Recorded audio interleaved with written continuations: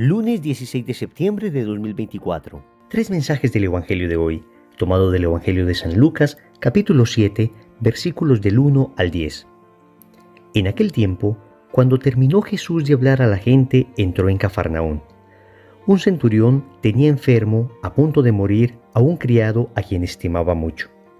Al oír hablar de Jesús, le envió unos ancianos de los judíos para rogarle que fuera a curar a su criado. Ellos, presentándose a Jesús, le rogaban encarecidamente: «Merece que se lo concedas porque tiene afecto a nuestro pueblo y nos ha construido la sinagoga». Jesús se fue con ellos. No estaba lejos de la casa cuando el centurión le envió a unos amigos a decirle: «Señor, no te molestes, no soy yo quien para que entres bajo mi techo.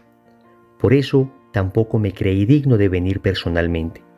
Dilo de palabra y mi criado quedará sano, porque yo también vivo bajo disciplina y tengo soldados a mis órdenes, y le digo a uno ve y va, al otro ven y viene, y a mi criado haz esto y lo hace».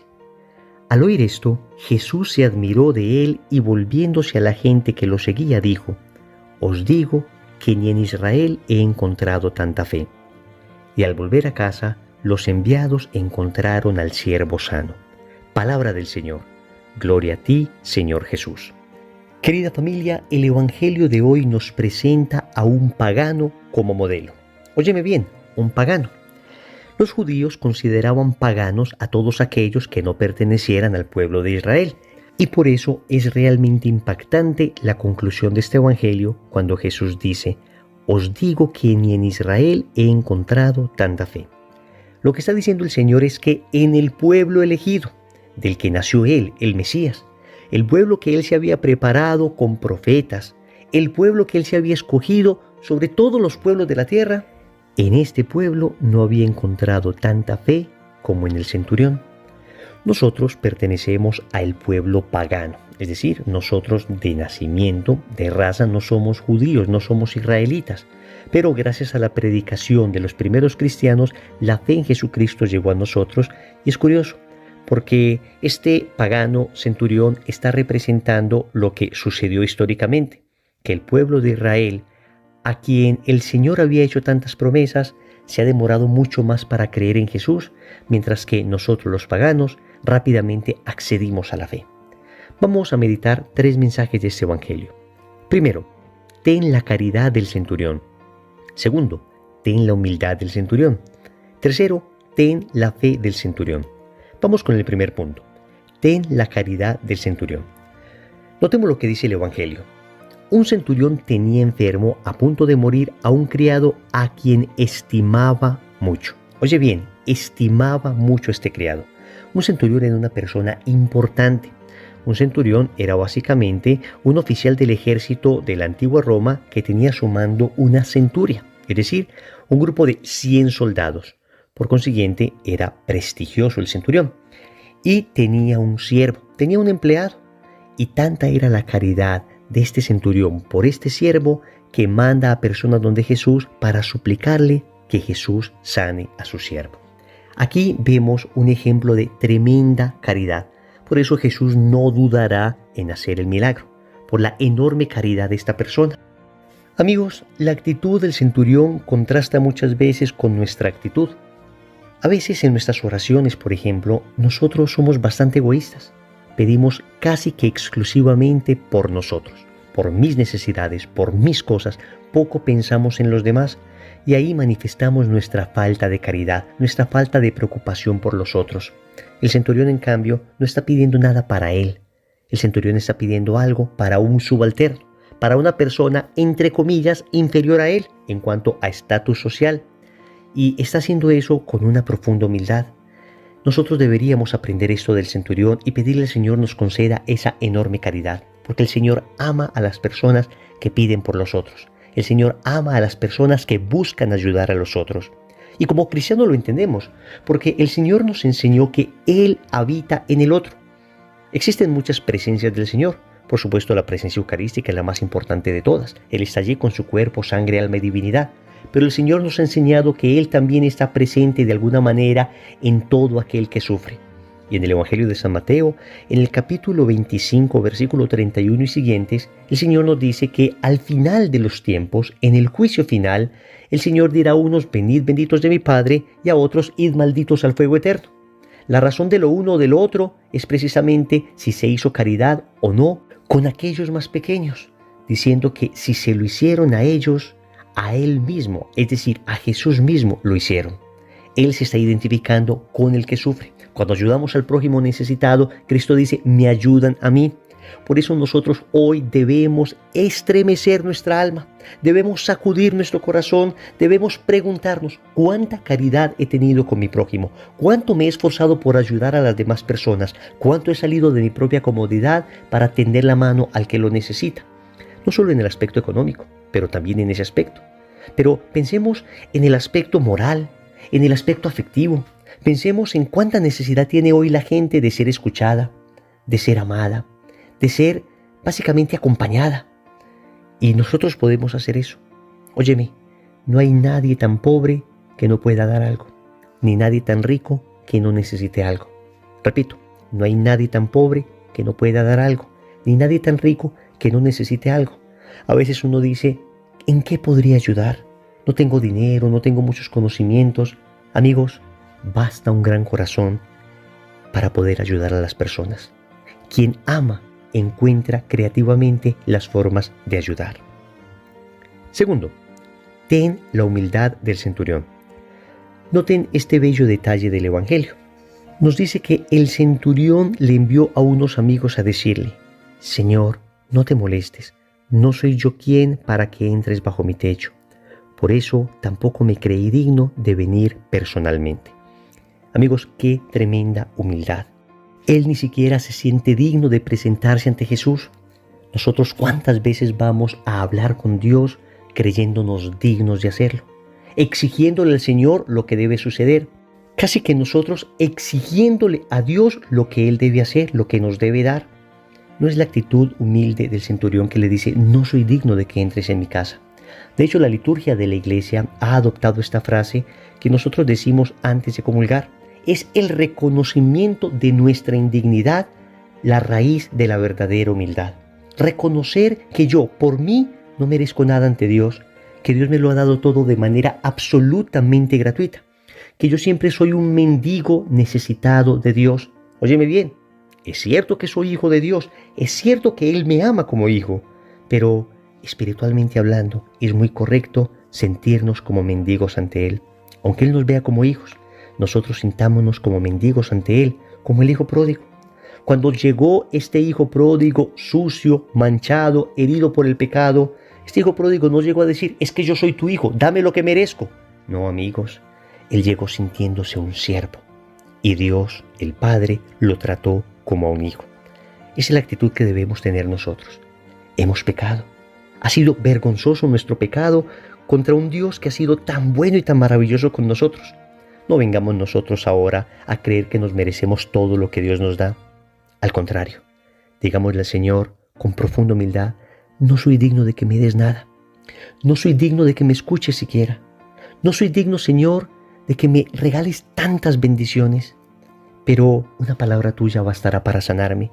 Es decir, pero agradezco, Señor, todo lo que me has dado y agradezco todo lo que me darás, si es tu santa y divina voluntad. Y yo creo que especialmente en la oración debe haber una nota característica de humildad en cada cosa que decimos. Debe sentirse un verdadero aroma de humildad y no un tufo de orgullo, un tufo de soberbia, no un mal olor de prepotencia, de exigencia ante Dios. Amigos, cuántas oraciones se hacen con altanería ante Dios, exigiéndole al Señor.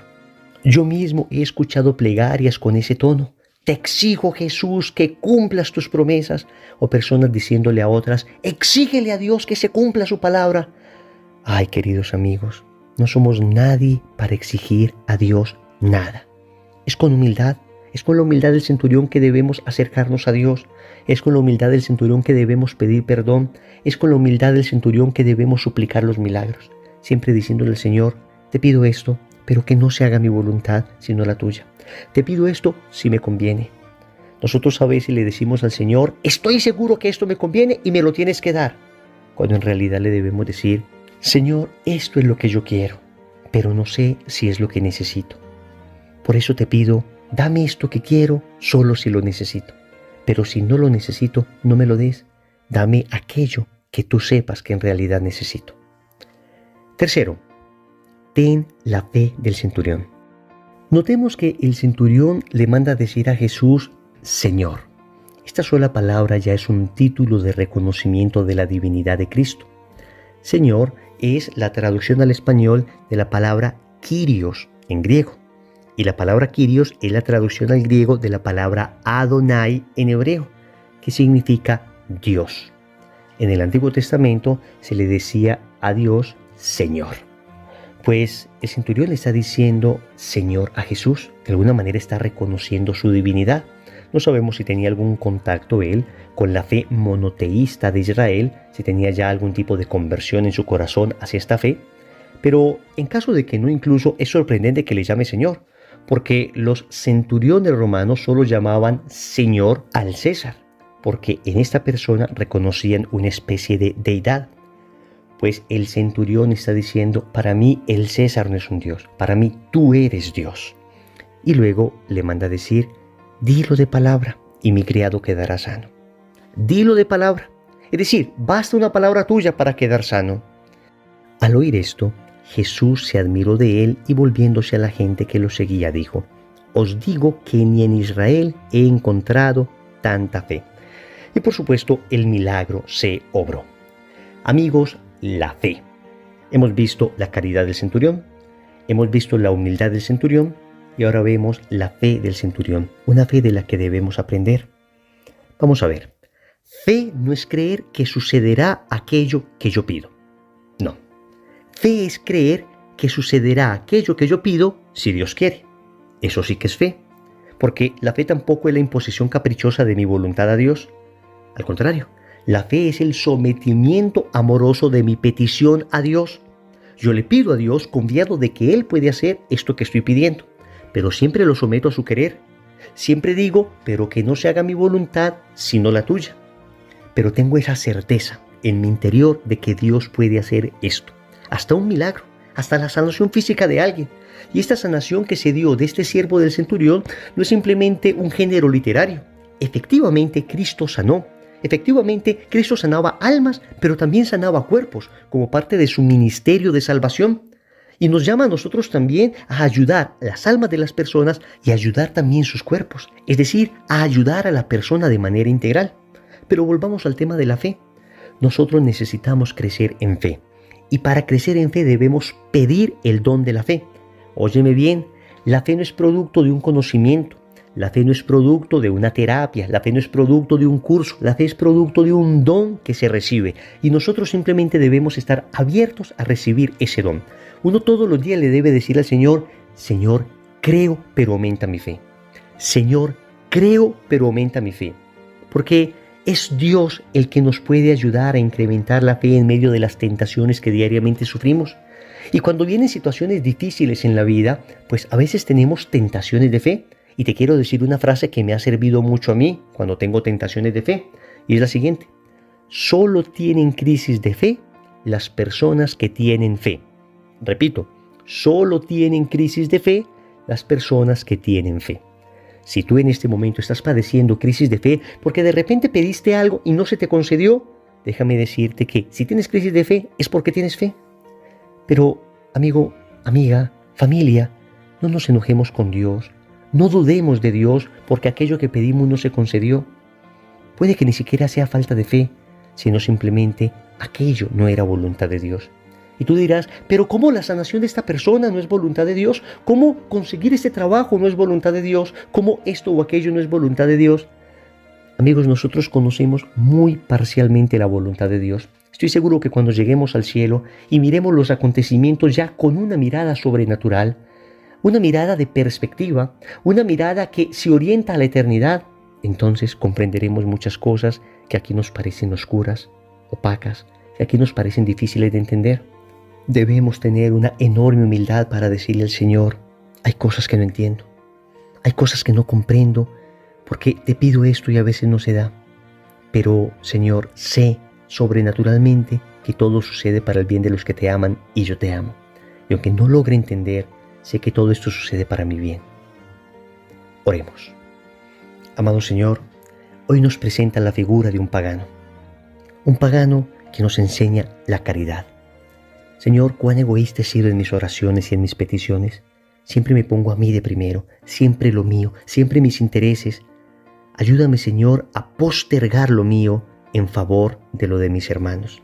Ayúdame a entregarme generosamente por los otros. Ayúdame a comprometerme con aquel que sufre, al punto de tenerle siempre presente en mis oraciones y en mis acciones de caridad. Pero para ello, Señor, necesito una profunda humildad que también hoy aprendo del centurión.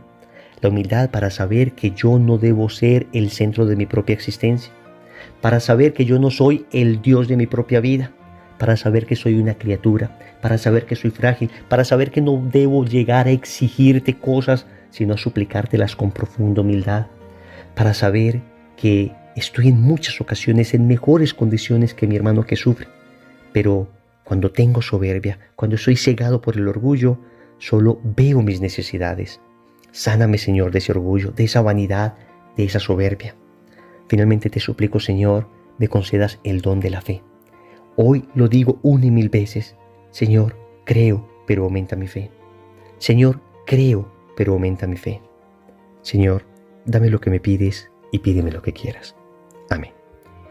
Recordemos entonces. Primero, ten la caridad del centurión. Segundo, ten la humildad del centurión. Tercero, ten la fe del centurión. Compromiso. En el rosario de hoy vamos a pedir las virtudes de la caridad, la humildad y la fe. En el nombre del Padre, y del Hijo, y del Espíritu Santo. Amén.